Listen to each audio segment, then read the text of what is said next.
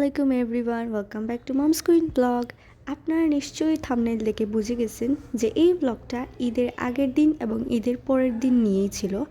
আর এই যে ঈদের আগের দিন আমার ছোট্ট বাইপুত চুল কাটিয়ে নিচ্ছে, দেখুন কিভাবে সে রাগ করতেছে। মানে সে আমাকে বলছিল যে ভিডিওটা না করি, বাট আমি ইচ্ছা করেই করছিলাম কারণ তার এই অ্যাংরি এক্সপ্রেশন আমার দেখতে খুবই বেশি ভালো লাগছিল। আমি তো আগে ওকে দেখিয়ে সামনের দিক দিয়ে ভিডিও করেছিলাম, আর এখন পিছনের দিক দিয়ে হচ্ছে ক্লিপসগুলো নেয়া। যাই হোক, ছেলেদের আই থিঙ্ক একটাই প্রস্তুতি থাকে, সেটা ঈদ হোক বা অন্য কিছুতে চুল কাটা। ঈদের আগের দিন আমরা নানাবাড়ি গিয়েছিলাম, আমার নানা একটু অসুস্থ ছিলেন তাই দেখতে যাওয়া। আর এই যে এটা হচ্ছে আমাদের নানাবাড়ির কোরবানির গরু। আর দেখতেই পাচ্ছেন আমার মামা কি করতেছেন, এক তো গরু বাঁধা, তার উপর দিয়ে ওর কোনো শিংই নাই, তাই ওর সাথে একটু দুষ্টামি করছিলেন। আর সাথে আমার মামি এত ভয় পেয়েছিলেন, মানে আমরা পিছন থেকে বলছিলাম যে আসবে আসবে, এই তোমাকে ধরে নিবে, আর এইসব শুনে আরও বেশি ভয় পেয়ে গেছি। দ্য বয়েজ আমি আপনাদের জন্যই রেখে দিয়েছি, এবং আমি আপনাদের কাছে অ্যাপোলাইজও করে নিচ্ছি এত লেট করে ভিডিওটা আপলোড করার জন্য। আসলে হয়েছে কি, সিলেটের এখন যা অবস্থা, ঈদের পরের দিন থেকেই পানি ঢুকে গিয়েছিল, মানে বন্যা হয়ে গিয়েছিল একদম কোমর পর্যন্ত। সো এইসব ঝামেলা নিয়েই ছিলাম, তারপর আবার অসুস্থও হয়ে গিয়েছিলাম, সব মিলিয়ে আর আপলোড করা হলো না। ফাইনালি এখন বন্যা অনেক কমছে, তারপরও আমরা আতঙ্কে আছি যে আবার চলে আসবে। সো এইসব নিয়েই আর কি একটু লেট হয়ে গেল, সরি ফর দ্যাট। যাই হোক, এই হচ্ছে আমার আম্মুর হাতের পিঠা। এবারের ঈদে আমরা হচ্ছে খুবই অল্প করে পিঠা করেছিলাম, অন্যান্য সময় আরও বেশি করা হয়। ছিল আমাদের চাঁদ রাত, আই থিঙ্ক চাঁদ রাতই বলা হয় তাই না, ঈদের আগের দিনের রাতে মেহেদি দেয়া তাহিয়ার হাতে দিয়েছিলাম। আর আমাদের যে কোরবানির গরু ছিল ওইটা আমরা কোরবানিই করতে পারি নাই বন্যার জন্য, মানে এত বেশি পানি আর পানি ছিল যে গরুটা যে রাখবো ওই জায়গাটুকু ছিল না। যাই হোক, সব মিলিয়ে এইভাবেই আমাদের ঈদটা চলে যায়। আর এখানে আমি নীরবের হাতে মেহেদি দেওয়ার অনেক চেষ্টা করেছিলাম, বাট দিতেই পারছিলাম না। যাই হোক, ও যখন রাতে ঘুমিয়েছিল তখন একটু দেওয়ার চেষ্টা করেছিলাম। আর এখন এই তো আমি হাতে মেহেদি দিব, যার কারণে ওকে বসিয়ে নিচ্ছি। মানে একটা বাচ্চাকে সামনে রেখে মেহেদি দেওয়া অনেক বেশি টাফ গাইস, এটা আপনারা সবাই জানেন যারা যারা বাচ্চা নিয়ে এই এক্সপিরিয়েন্সটা করেছেন। যাই হোক, এখানে আমি ওকে খেলনা দিয়ে একটু বুঝ দিয়ে বসিয়ে দিয়েছি যে তুমি খেলাও আর আমি করি।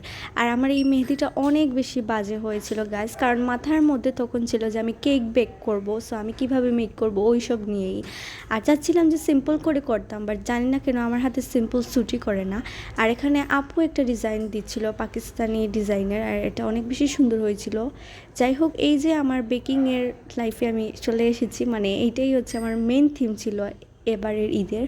সো আমি বেক করে নিচ্ছি। আর যেহেতু আমি আপনাদেরকে ভিডিওতে দেখাচ্ছি তাই এক হাত দিয়ে সব হচ্ছিল না। একটা কেক মেক করতে কিন্তু অনেক সময় এবং এফোর্টসের ব্যাপার আছে। আমি তো গতবার অনেক তাড়াহুড়া করে কেক মেক করছিলাম, যার কারণে আমার হাতও পুড়ে গিয়েছিল, ওইটাও আমি দেখিয়ে দিব ক্লিপসের মধ্যে। আর এবার আমি একদম শান্তি মনে করেছিলাম। তো এখানে আমি একটু কনফিউজ ছিলাম যে আমি কোনটা করব, আমি একটু চাঁদ টাইপের ওইটা দিয়ে করব নাকি রাউন্ড শেপের করব। যাই হোক, আমি পরে দেখিয়ে দিব আমি কোনটা করেছি। আর এই যে কাজ করতে করতে আমাদের ক্রেভিংস শুরু হয়ে গেছিলো, সো আমরা আইসক্রিম খেয়ে নিয়েছিলাম। আর আমি পরে সিদ্ধান্ত নিলাম যে না, আমি রাউন্ড শেপেরই করব, কারণ চাঁদের শেপে আমি আগেও করেছি। আর এই দেখেন রাত 3:33 হয়ে গেছে, মানে এত রাতে আমরা কেক নিয়েই আছি। তো ফাইনালি এটা হচ্ছে ঈদের সকাল, আমাদের কেকটা রেডি হয়ে গেছে। আপনারা কমেন্টে জানাবেন এটা কেমন হয়েছে। আর আমার আতিয়াস কেকরি পেজেও সব পোস্ট দিয়ে দিব কেকের। যাই হোক, আপনারা সবাই জানেন যে আমি একজন চুড়ি লাভার, যারা আমার আগের ব্লগ দেখেছে। তারপর ঈদের সকালে আবার মেহেদি দিই। তো এখানে হচ্ছে শাইয়ান একটু গেম খেলছিল, ওকে আমি বলছিলাম যে তুমি মেহেদি দিবা, কিন্তু ও দিতে চায় না। মানে ছোটোবেলা দিত, এখন বলে না আমি ছেলে, আমি কেন দেবো। যাই হোক, আমি ফাইনালি সাকসেসফুল হয়ে গিয়েছি আমাদের মীরাবের হাতে মেহেদি দিতে। মানে একটা বাচ্চার বললাম না যে মেহেদি দেওয়া কত কষ্ট, আর তার চেয়েও বেশি কষ্ট হচ্ছে ওর ক্লিপস নেওয়া। মানে 3 টেকের পর একটা সুন্দর ভিডিও নিতে পারলাম। আর এই হচ্ছে আমার সেই গর্জাস মেহেদি। আমি বললাম না যে আমার হাতে সিম্পল মেহেদি কখনো স্যুট করে না। মানে আমার কাছে পার্সোনালি মনে হয় যে মেহেদি দিব তাহলে হাত পরে একদম গর্জেস করে দিব।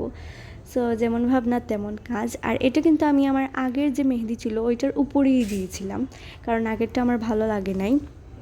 সো যাই হোক, আমি আমার চুড়ি কালেকশনও হালকা করে শেয়ার করে নিচ্ছি।